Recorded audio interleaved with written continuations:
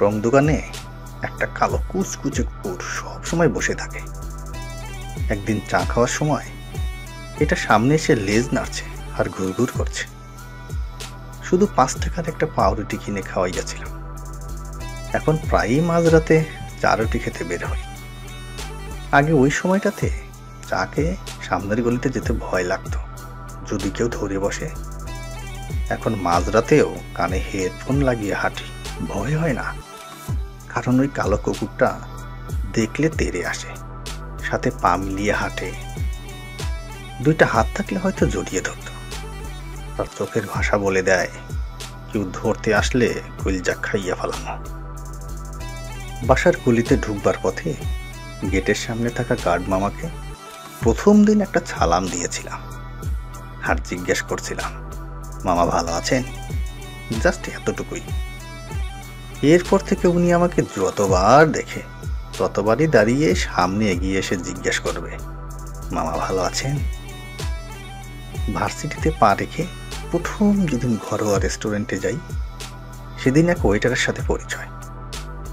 এরপর থেকে গেলেই তার টেবিলে বসতাম, সুখ দুঃখের গল্প করতাম।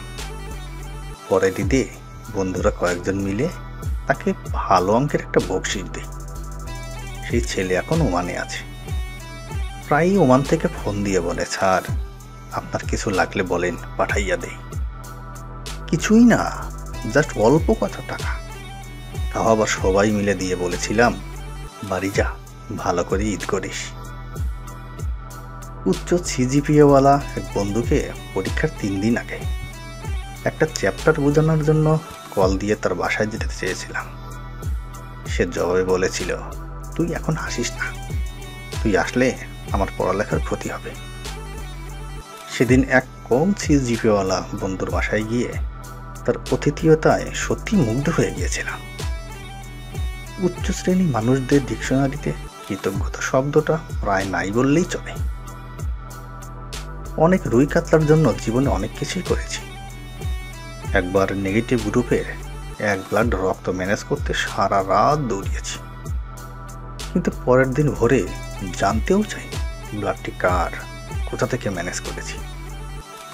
কিন্তু সামান্য একটা গার্ড, রাস্তার মুচি, ক্যান্টিনের মামা, এমনকি টং দোকানের কুকুরটাকেও যদি একটু এহসান করা হয়, তখন পারলে পুরো হাড়টাই খুলে দিবে। মানুষ হতে টাকা লাগে না, মন লাগে। 36 কিংবা 38 স্কোয়ার ফিটের না, বিশাল আকাশের বড় একটা মন লাগে।